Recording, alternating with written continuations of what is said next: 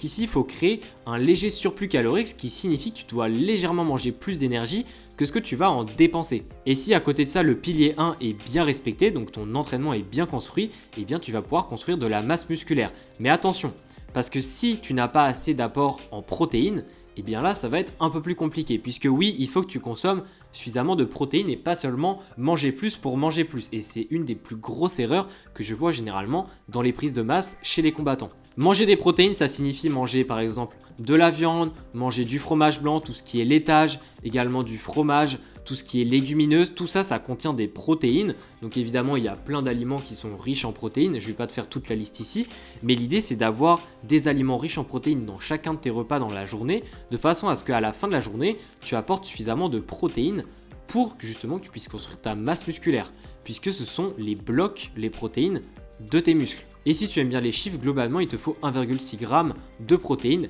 par kilo par jour, c'est le minimum que je conseille si tu veux bien construire ta masse musculaire sans pour autant prendre trop de gras à côté.